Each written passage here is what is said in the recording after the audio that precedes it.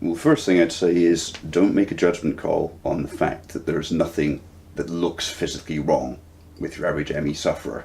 We've all heard, the yuppie flu, the invisible illness thing, and the trouble is because they're not missing limbs or permanently in a wheelchair, people instantly judge, and we've had this through people casting aspersions, we say, that there's nothing wrong with them.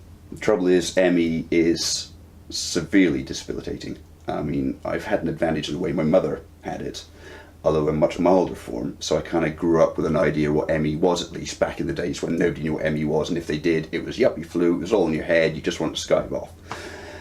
Having spent 10 years with Sharon, one thing she isn't is a shirker, she's a stubborn woman, bless her, but I've seen just how much this illness hits her. I mean, as I said before, we've had the worst period was the 18 months where she could do nothing at all, and that's when I had to give up work. But I've seen her even on her best days. She maybe has an hour or so, maybe 2 hours if it's a brilliant day, where, as she said herself, she can almost appear normal. She can't go walking around, she can't go running up and down the garden, but she can actually interact and look normal. Anybody coming in who's new to ME, you have to remember that they are in physical pain all the time, because that's what this disease does. It sends false signals to the nerves, as far as I understand, which means they always feel like they're in pain.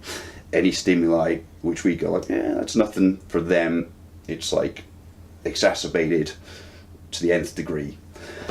They'll get tired really easy, so you really have to plan any activities. I know she always uses the spoon theory, you have so many spoons a day, which I always kind of went, oh, whatever, but the truth is, if she does a 2-hour activity, there's probably going to be a 4 or 5 day period of virtually no activity to make up for that. Everything has to be planned in the future.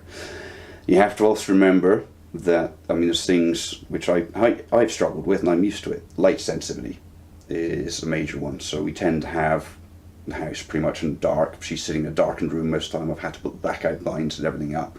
It's almost like she has a migraine a lot of the time. Sound sensitivity is another difficult one, because it means a lot of the time, normal sounds that I make that you just wouldn't impact as, it actually causes her discomfort and pain.